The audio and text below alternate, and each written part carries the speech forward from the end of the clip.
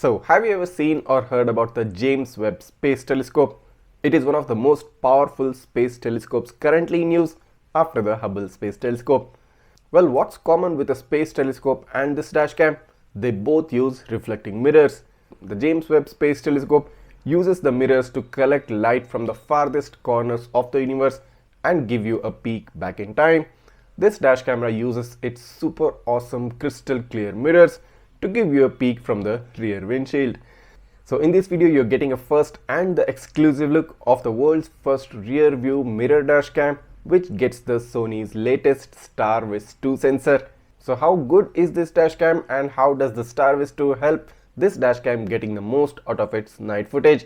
So I'll be showing you first time on YouTube the detailed unboxing, features, the entire app settings of the display and the video quality review of the S500. So make sure you watch the entire video without skipping any portion of it, because each minute of this video has been tailor-made to give you all the knowledge you need to know before you make that informed purchase decision. So let's not waste any time and let's get started.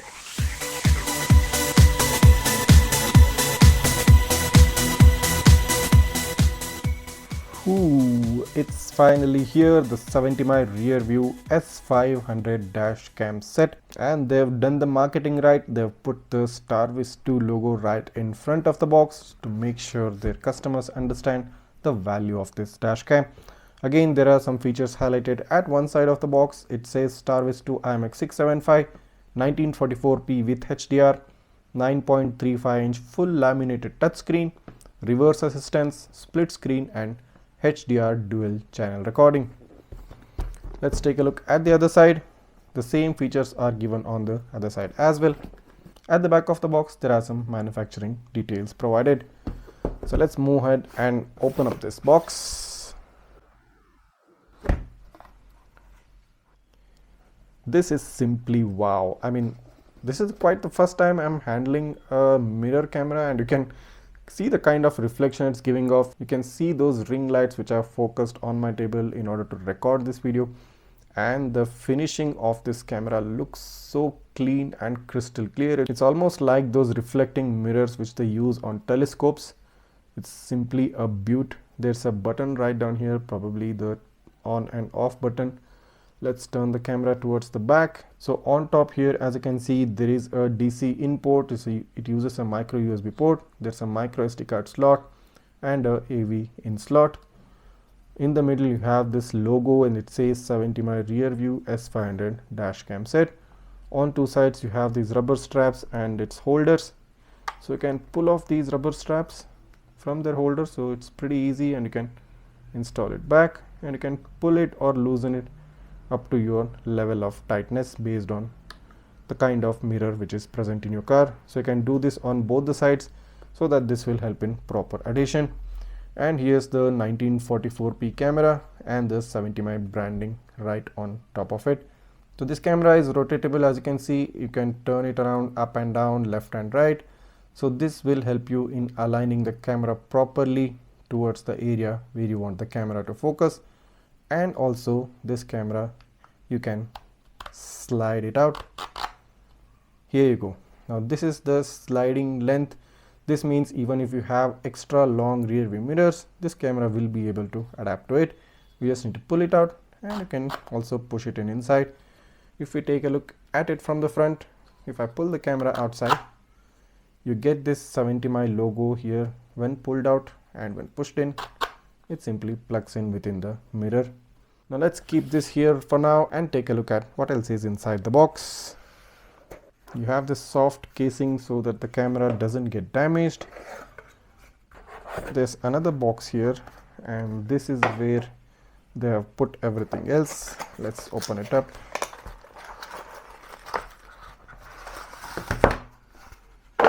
So at first, the smallest cover, two star-shaped screws, probably to fit in the rear cam. Then you have the wiring crowbar, the same one which we have seen in most of the 70mai dash cams. Then you have the 12-volt car charger with two distinctive USB ports. Then you have the power cable, as you can see, with a micro USB port at one end and a type A port at the other. I completely forgot to show you that there are two user manuals, one for the front camera and for the night vision backup camera, the RC13. So here's the rear camera and it's got this metal mount here with a 3M sticker. So you need to peel off the sticker and mount it at the desired location behind the car. Now this too has a mini USB port which plugs in into this front dash cam where I just showed you. It's about right here. I must say the rear camera feels quite sturdy and quite heavy. So here you go. These are the things which you get inside the S500 box. The main front camera, which is an absolutely gorgeous looking mirror cam. You have these two user manuals, the front power cable, the rear camera along with its power cable. You have two screws for the rear cam attachment and a car charger with two USB ports. So here's a quick look at some of its important features. Now this dashcam has a resolution of 2592 into 1944p. It has a Sony Starvis2 IMX675 sensor with a 138-degree field of view.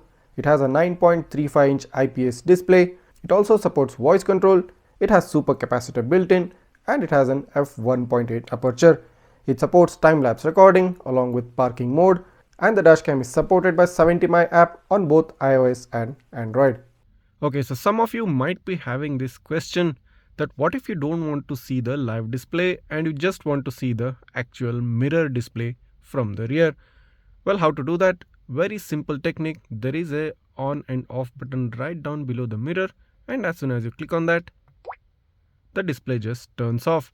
So this action turns off the display and you get the crystal clear mirror. And if you have aligned the mirror perfectly, as soon as you switch the button, you get the real world reflection just as if you were looking at the actual rear view mirror present in your car. And now once you're driving with the actual reflection, and now suddenly if you feel like you want to have the live display back on, just press on the button below. There you go. Now you may see the reflection of the mirror being shown on the display. You can just flip the button or make sure that the camera is facing towards the dim portion of the car. So this will make sure that there is no reflection and you get a proper display. Okay, so what you're seeing right now is the screensaver feature. Within the screensaver, you only get to see the date, time and day and the recording status on top. The entire display simply turns off, and this actually looks very beautiful, sort of like a heads-up display. If you align the rear windshield to be reflected into this rear view mirror, so as you're seeing right now, you get the view from the rear windshield as well, along with the date and time showing up on the mirror. Also you can monitor the recording status. So this is the best of both worlds. I think you get the real world reflection with zero latency, you get your date and time status, and you also get to see the recording status. If you want the live display back, pressing on the button will get you back to the display. If you want the wide mode, just click on the screen button and you get a wide mode rear view display. And if I adjust the mirror to a darker area of the car, the reflection from the rear windshield goes away and you get a clear view from the rear camera.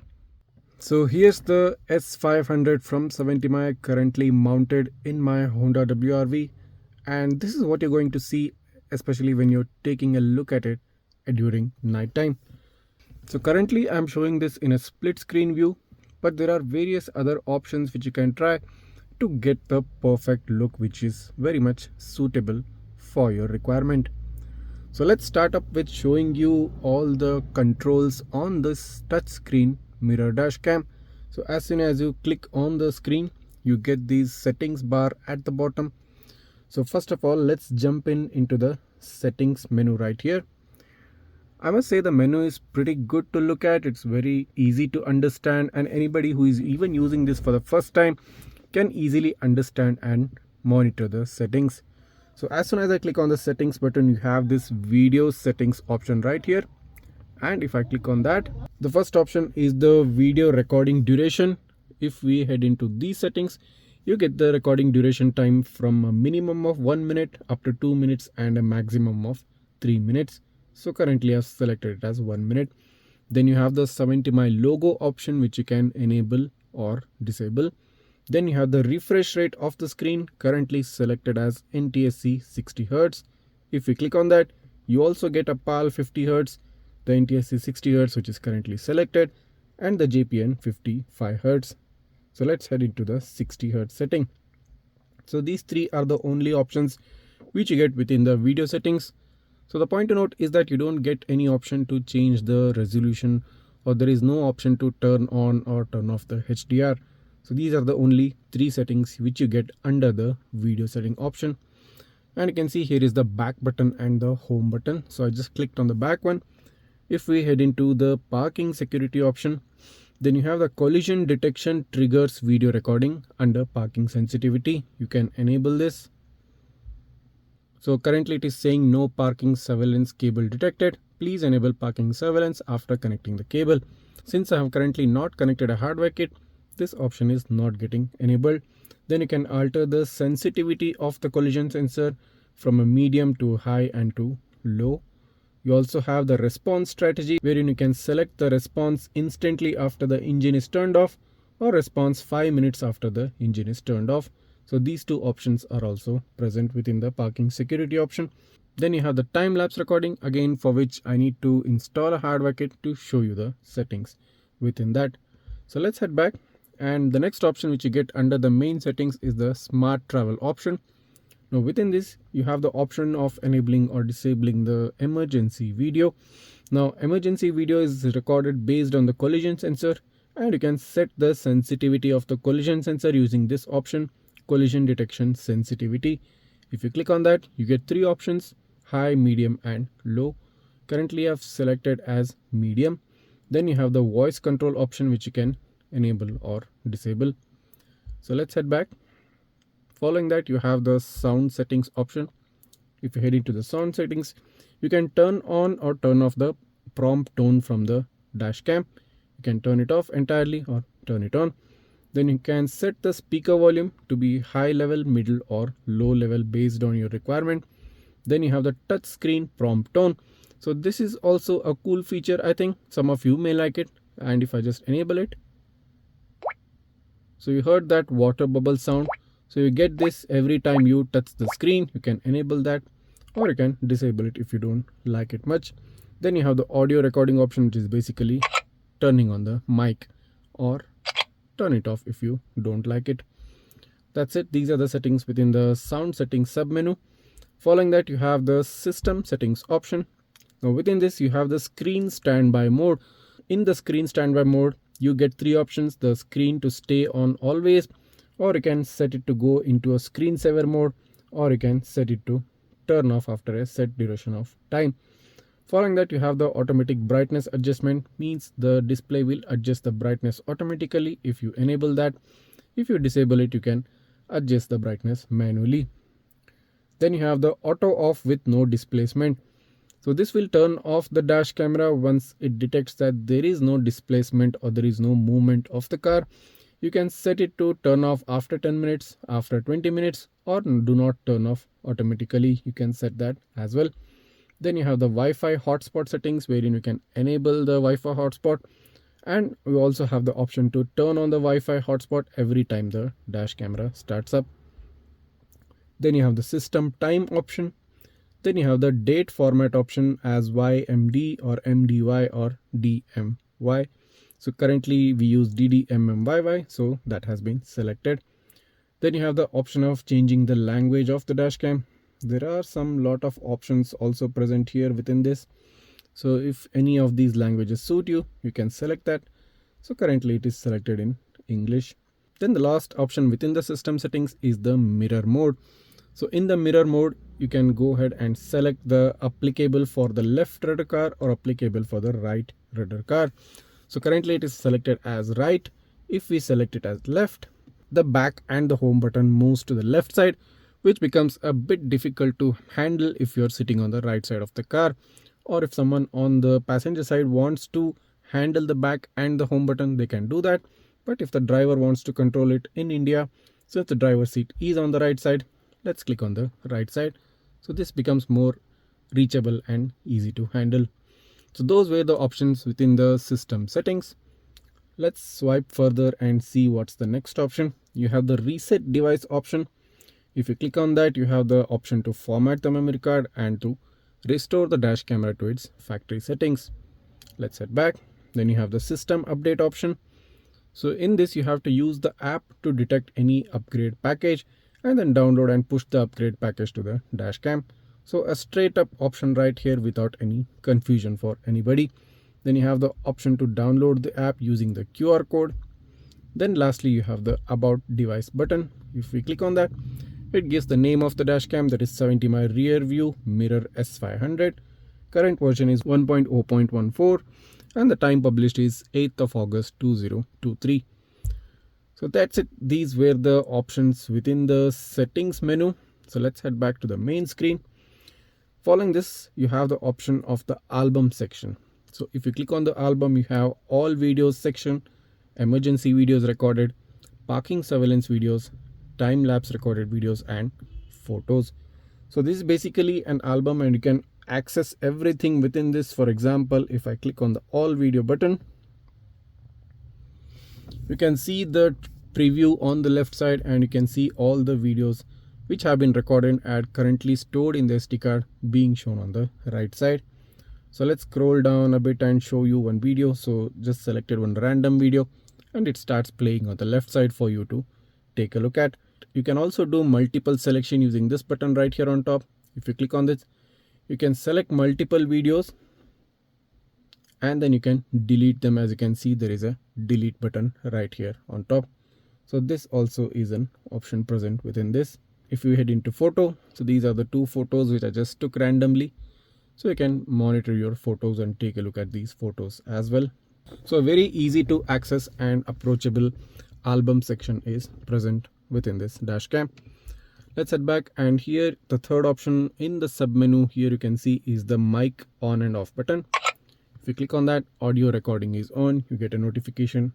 If you click on it back again, audio recording is off. The next important option which I want to show you is the switch camera button. So currently, as you can see, as I told you previously, on the left you can see the front camera, on the right you can see the rear camera. If I click on the switch camera button, it interchanges. The rear camera goes to the left and the front camera goes to the right. So you can interchange it back again, and this keeps happening as many times as you click on this button. But interestingly, this doesn't apply only to the split screen view. This applies to every other view as well. And that's where we are headed next. So this option right here, as you're seeing right now, is a full screen option. And if I click on that, single channel display mode. So currently you're seeing only the rear view camera being displayed on the dash cam. So if you want to take a look at the front camera, just click on the switch camera button. So the front camera video feed is being streamed on the dash cam's entire display. Again, if you click on the switch camera button, the rear camera comes back. Interestingly, there's another option which is picture in picture. So as you can see, here is a big square and within that you can see a small dark square. So if we click on that, this is the PIP display, which is picture in picture mode. So the rear camera display is taking up the entire screen and the front camera is being shown in a small thumbnail view. And if you click on the switch camera button in this instance, it interchanges back. The rear camera goes in a small view and the front camera goes in a large view. Clicking back on the switch camera button, it interchanges back again. So in the view button, as you can see, there is a distinctive line in the middle. This is a split screen view back again. So if you click on the split screen view, it will take you back to the original video feed which you were watching up until now. The front video on the left and the rear video on the right. So I think these all options are very convenient and very useful to most users, because we don't have to depend on what the dash camera is showing to us. We can change it the way we want the dash cam to show the video feed for us. The next option is a take photo option. So this is also a very useful option, because in the instance you want to take a snapshot of something, you just have to click the screen and click on this camera button. You have a photo saved from both front and the rear dash cam. That's a super cool thing. The next option, and probably an even important option, is the emergency recording video. Even in this option, it's a simple tap required, and as soon as you click on it, you get this notification chime and you get this status bar here which shows you the progress of the emergency video being recorded. I think it records up to 10 or 15 seconds, and the emergency video will get stored in a separate folder which won't get deleted via loop recording. So in case of any incident or accident, or if you see something important in front of the dash cam or even in the rear of the car, you can click on that emergency video button and it will save a separate video file just for you. Let's show you a even interesting option. Let's head into the reverse camera view. So as you can see, currently the reverse camera is being shown on the entire display. But what if you're not satisfied with the current view of the rear camera and you want to take a look slightly below or slightly above of what is being shown on the display? You can easily do that. You just need to swipe your finger up or swipe your finger down. As you can see, it beautifully moves the image to the required angle, and once you reach the required angle, you just need to lift the finger and the camera stays at that particular angle. Also, one more important point, you can increase and decrease the brightness of the display simply by sliding right or sliding on the left. As you just saw, the display brightness increased and decreased based on the kind of touch gesture which I just did. So this you can do at any point of time. You can increase and decrease the brightness based on your requirement, or you can try to see up or try to see down within the field of view of the camera by swiping up and down within the display. I think this is a very convenient and a very cool feature that this camera is providing. So the next important thing which I need to show you is that as soon as I put the car in the reverse gear, you get this pop-up sound and the camera turns into a reverse gear mode. So as you can see, you get this guiding lines as well being shown on the display, and you see an interesting option right here. What's this? Let's check it out. If I click on that, you get this square with 3 arrows pointed at 3 different directions, which means you can enlarge or make the guiding line smaller based on your requirement. You can even increase its height or decrease it based on how convenient or how comfortable they are for you. So based on the width of the road, based on the length of the road, you can achieve this very easily. And as soon as you reach a point which is comfortable and sufficient for you, click on the tick button right here and the guiding lines set in that place. Now again, as I showed you just now, if you're not satisfied with the view of the reverse camera, you can simply swipe up and down. So as you can see, I'm taking the view up. I can take the view to the middle, or I can completely come down based on my requirement. This is also a very super cool feature. If I remove the reverse gear from the car, as soon as I put the neutral, it gave a notification pop-up sound and the display turned back to its original default display. There's one thing which I didn't show you, the voice control. Let's just say take photo. So as you just saw, based on my voice, it just took a snapshot, which means I don't even have to touch the screen to get things done. There are various other voice control commands as well, along with the one which I just showed you. You can take a look at that once you buy the camera for yourself. So here's the side-by-side comparison of both the front and the rear cameras. The front camera has a resolution of 2592 into 1944 at 30 frames per second. It has a bitrate of about 24,000 kbps and a file size of about 174 MB per minute.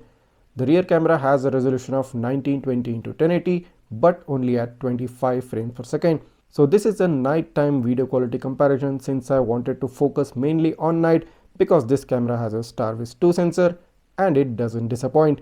The front camera video quality really excels. I mean, the contrast and the exposure levels are so well balanced that you simply cannot get a better video quality during nighttime. In comparison, the rear camera does tend to catch some extra glare, giving it a bit of an overexposed look when you compare it with the front camera. But the rear camera does hold on its own. It is much better than the quality provided by most of the other rear cameras which you have seen till date. Coming to the daytime sample, the front camera really excels again even in this condition, whereas the rear camera, as similar to the nighttime, catches slightly higher glare, but the overall quality again is almost equivalent in both the dash cameras. Coming to the license plate readability from the front camera, let's zoom in on the Grand Vitara, which is standing left of my vehicle. So as you can see, this is a very decent read of the number plate, all letters and numbers clearly visible. You can even read the lettering of Grand Vitara written right above the number plate. Now do understand that this particular number plate read is at the far end of the field of view of the lens, and considering that, this is an excellent readability. Let's move on further down into the video so that we take a look at the number plate at a different angle and a distance. Now about a distance of 15 to 20 feet, you do get this number plate read. Now in comparison to the previous sample which I just showed, this looks slightly blurred out due to the magnification factor and the increased distance, and even the Grand Vitara naming is not so legible as which we saw in the previous sample. But considering this is a 1944p camera and at a distance of 15 to 20 feet, this is an ideal number plate read from a camera of this resolution. Now coming to the night video sample, I have paused the video at a certain point, and in this particular instance, the headlights of my vehicle, which are actually pretty strong, are hitting the number plate of the vehicle directly in front of me. And if we zoom in on the license plate, this is where the Starvis 2 comes into play. Any other camera, or should I say any other sensor, even the previous gen Starvis sensor, this number plate would have been completely whitewashed. But since this is a Starvis 2, you are able to catch the numbers and the letters in spite of having such high glare hitting the number plate. And this is what I really like about the Starvis 2 sensor. Considering the fact that this vehicle is almost at a distance of 15 to 20 feet at a 1944p resolution, you cannot get anything better than this. Let's move a bit further down into the video to give you another sneak peek of how well the number plate read is at a close range. So here's an excellent read of the number plate. You might notice that it's slightly whitewashed at the far end, but considering the fact that the headlights of my vehicle are hitting directly without any considerable distance between them, the Starvis 2 sensor is really shining and giving you the detail which you expect from this dash cam. Of course, this would be even better if the camera had a 4K resolution, but the 1944p resolution is doing what's expected from it. Coming to the rear camera sample during daytime, now notice that Maruti Swift Dzire on the right. If we zoom in on the license plate, now you do notice that it is slightly blurred out and may give a hint of a painted appearance, but as shown in one of my previous samples, this license plate read at the far end of the image, and consider the fact that this is only a 1080p resolution at 25 frames per second, it was able to capture the entire number plate even with the lesser frame rate. This goes to show that the capability of the rear camera to read number plates during daytime is pretty good, and there are no complaints about it. If we take a look at the license plate read during nighttime at the center of the image, again this is a very good read of the number plate. I mean, even with the glare of the headlights falling on the rear camera, it is able to capture each letter and number of the plate, giving you a proper overall read of the number plate. So that was a detailed overview of everything you need to know about the 70mai S500. I mean, the quality of the display is so good, it's actually distracting. You won't feel like looking on the road, you'll feel like looking on the dashcam screen. So it's going to take some getting used to if you're someone who is shifting from a traditional dashcam to a mirror dashcam. This camera is perfectly suitable for those cars which don't have a rear view camera. You can get a rear view camera which also doubles up as a dashcam, so it's a double bonus. Also, if you're someone who prefers a wide view of the dashcam recording, both front and the rear, the mirror dash camera is going to suit your need as well. So in case if you're interested in purchasing this dash cam or you want to check out more about it, you can click on the link in the description below. You will get all the details right there. Also, as a follow-up to this video, I'll be bringing a detailed video quality review and in-depth analysis of its front and the rear camera's video quality. And also along with that, I'll be bringing up an installation and an app setup video as well. So the installation part of the rear camera is a bit tricky, and if you're someone who has never done any sort of any installation for the dashcam before, it's going to be pretty difficult for you. So in order to help you out in that aspect, I will be bringing up the installation video as well. So in order to make sure that you don't miss those two important videos, and if this particular video has helped you out, make sure to go ahead and hit that subscribe button of my channel, and also don't forget to like this video. Also, along with that, hit the bell icon so that you get notified whenever I upload the next videos.